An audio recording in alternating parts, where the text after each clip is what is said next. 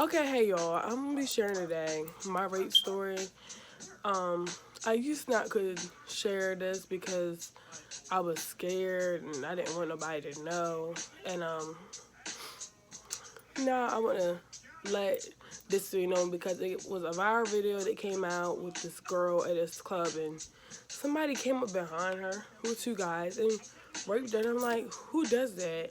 Like it's crazy because you got to stay with somebody in order to be safe nowadays. So how it started, I was at my cousin's house and I was leaving there from townhouses and she told me was like, well, just tell me when you get home. So I said okay, and I left and I said I'll be back tomorrow. Well, it was like 12:30 when I left her house. And I usually walk by myself, but when I walk by myself, I walk real fast, y'all. I do. So this guy, he yells, Autumn, Autumn. And I'm like, who's that? And I seen the guy, and he walked up to me. I knew him, but I didn't really talk to him like that. I didn't, but I did one time. I was like, oh, he's cute, but, you know. So, this guy, he was trying to get me the day before, and I was like, I don't want to fool him, but he's cute, Everybody had the little pass, and he was like, you trying to come with me, you trying to come to this house, ain't nobody there, and we can, chill and do what, when people say chill, you know what that means. So I was like, I don't know, not really. Then while I'm talking to this guy used to fool with. Now, when I say fool with, I was just talking to him, and when I first got to know the other guy, he was walking up and down and getting a little crazy, and I was like, oh no, I know I can't fool with him. So he called me while I was talking to the guy that walked up to me. And I didn't answer. I was like, oh no, I'm not answering. He's crazy. I'm not answering that. So I just went with the other guy. And I went to the house and there was nobody in there. And we started talking and, taking our clothes off, and then I don't know if it was a setup. I don't know if it was a misunderstanding, but when I was fooling with the guy, I was turned around, so I was just turned out the way, and I just saw this shadow come from behind, around, and I just door, and I was like, I thought you locked the door, and he was like, oh shit, I forgot to lock the door, and I was like, what? And first of all, a girl, a lady, a woman versus two men is not. It's no way you gonna make it out. So I was like, no. He was like, I got you where I want you now, and I would never, ever, ever forget those words, y'all. When I say I would never forget those words, I would never forget those words. What he said. He's like, I got you where I want you now, and I was like, I almost shitted on myself, y'all, because I did not want to touch that man. I didn't want to mess with him. And he was from, he was in the army, and he got kicked out, but he lied to me. He said, they was fucking with me. I don't like being told what to do, this and that. And I was like, I felt sad for him in the beginning when I first talked to him. But then when he did that, I knew something was wrong with that man. And I was like, you know what? It's going to be taken care of. But when he did that and he came around and he took his knees and pinned them in my back of my knees, I was sick and I was crying. I was like, told the other guy, I said, I don't want him. I don't want him to touch me. I don't like him. I don't want him around me. I said, please help me. And it was like 1:30, 2 o'clock, and I was trying to scream and yell for somebody, but nobody was answering. I was like, who is gonna help me, And I was crying, and he was like, yo, she crying, and the boy that I first went in with, he was like, You know, she crying for the dick. She crying for the dick. And I was just like, something's really wrong with these motherfucking people. And I couldn't go anywhere. My hands, the boy that I first went with, he had my hands like this. So I couldn't move my hands. I couldn't move my legs. But then when the guy came behind me, he took his knees and put them in the back of my legs. And I would never forget when that first person touched my hand and twisted my hands like that, because I see him sometimes around here and I'd be like, you're a really sick bitch. And, at first I was like, maybe he had nothing to do with it, but somebody that does that has something to do with it. And when somebody starts crying and somebody tells you to help them, you're supposed to help them. It's no reason why the first guy should have been like, she's crying for the dick. If I tell you, help me, I don't want him, I don't like him, you should have been like, yo, back up off of her. Like, but you wanted to decide to twist my hands, and he wanted to put his knees in my back of my leg. That was very disrespectful, and I just felt like that was very trifling. And, I really just feel like that is so sick. So then I guess they left the door unlocked. And I guess it was like a setup a little bit, because this other guy came in, and I was like, oh, and I was like, hey, help me, like, help me. I'm trying not to say his name, but he was like, yo, I'm just trying to get the neck. And I was like, are you serious? Like, I was crying, I was upset, and what I should have done was farted on all of them, because I was really trying to, like, get away. And, to this day, I will say that I got away like 3:04 in the morning, and them guys will always be in my head. I'm gonna tell you honestly, them guys will always be in my head because I will never forget them. Now, I would never wish nothing on anybody's child or upcoming child, but something will happen to them. And when it happens to them, they'll feel how it feels, because I would never ever do that to somebody.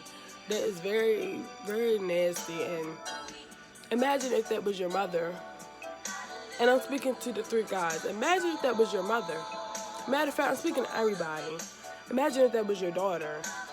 Imagine if I was your aunt. Imagine if I was your grandma. Imagine if I was your cousin. Imagine if I was your sister. That shit, that will always be in my heart. That will always be stuck in the back of my head. Every time I'm with somebody or somebody does the same thing that they try to do, I just think about that. And it really, really gets to somebody. And I can sit here now and say this story like this because it was June the 18th. The morning of June 18th, because it was in the morning time, a.m. So, yeah, it was the morning of June 18th in 2017, I think. I think 2017. I still got the messages at me, texting them people and telling them, you're really sick, and when I see you, I'm going to tell the cops and this and that. And yeah, guys, I went to the police department, but I went a while after it happened, and they said, there's nothing I can do. One of them went out somewhere, and he's not trying to be found, and the other two, they said they can't do anything about it. But the first one, he knows that he tried to reach out to me, and I said, no. I said, because you were messed up too, because if you heard somebody tell them help, you should have been like, back off, When I first saw my mom, she didn't believe me because somebody told her that I got in a truck and got with these 3 guys. First of all, neither one of them have cars. And at the time, they didn't have a car. So I was like, what the hell are you talking about? And she didn't believe me. And she was like, I don't want to hear that, this and that. And, you know, that broke my heart too because, you know, you're supposed to talk to your mom for anything. So the first person I called was my brother. And to this day, he's still my brother. Even though we had a fallout, he's still my brother. And I can say his name, Saquon. I really love him because he really helped me out so many ways, and he taught me a lot of stuff. And from that day on, I always watched who I was around. I had to see and make sure who was doing what, and some stuff people said. I just couldn't talk to nobody for a while. When I reached out to my brother and his girlfriend Samara, he was very upset, and he was like, you need to tell somebody. And I was like, Jaquan, right now I can't do that. It's like too hot right now. And I was like, but when I get to say my story, I'm gonna say my story. And I promise to you all, to this day is the day, because every time that comes around every year, I get so sad. I don't want to talk to nobody. And it's not because of anybody's past or anybody's position they put themselves in. It's not about none of that, because if you really sit back, anybody that says a girl put herself in a position like that is very sick in the head, because no man should touch a woman that don't want to be touched, and no man should sit there and let a woman be touched like that in front of them. And let it be known that 3rd guy that came in, I told to help me, he raped me too. And actually, that bitch had something. But you know what? It was something that I could get rid of. And that was the only disease out of the people I had sex with in my life, the only disease I had got. And when I went to the doctor, the next week, I told her what happened. And I didn't tell her the names, but I told her what happened. I said, I really need to know. So then by the next 2-3 days, she called me. She said that I had chlamydia. Now, I get checked almost every other 2-3 weeks.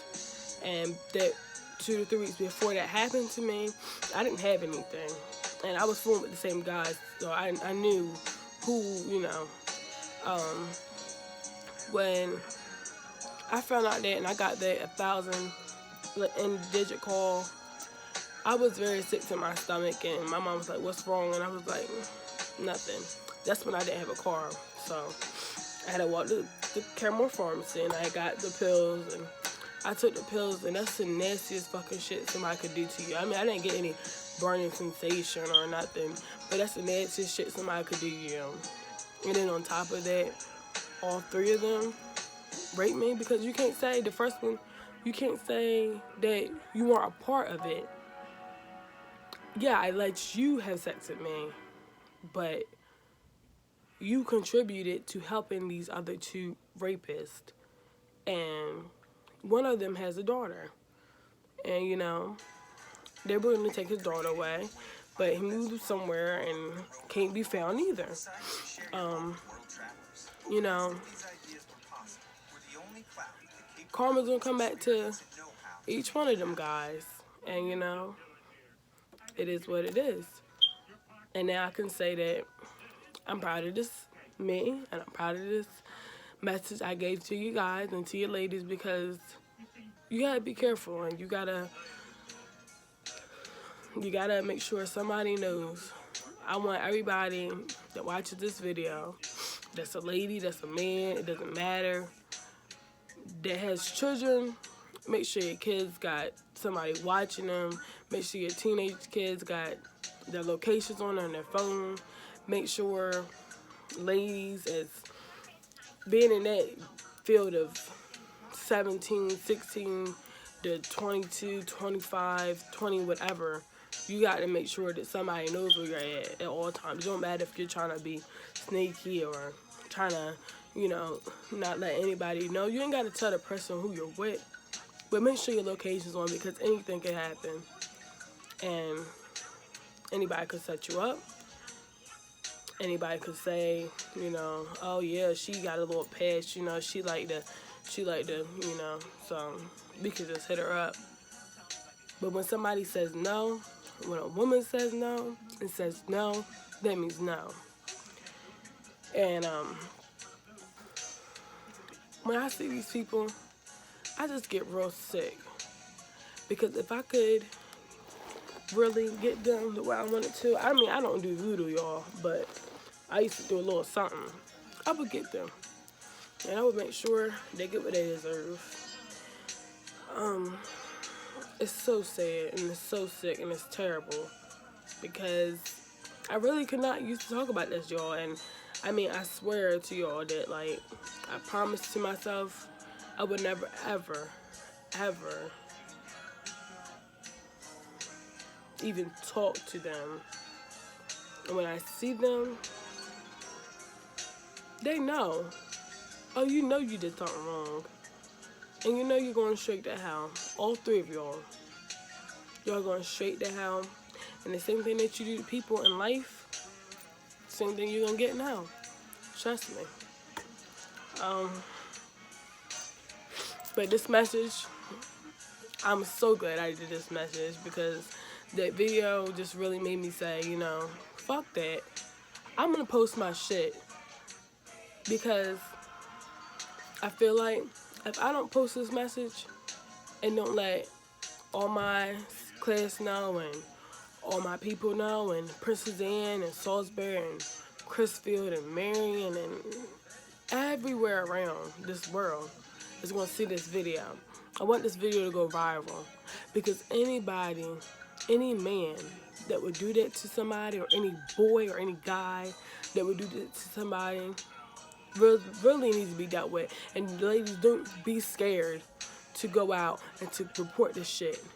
Report your shit, because nobody is talking about, like, you know, you're not going to be shot, you're not going to be strangled, you're not going to be, you know, murdered or anything. You make sure you go and tell.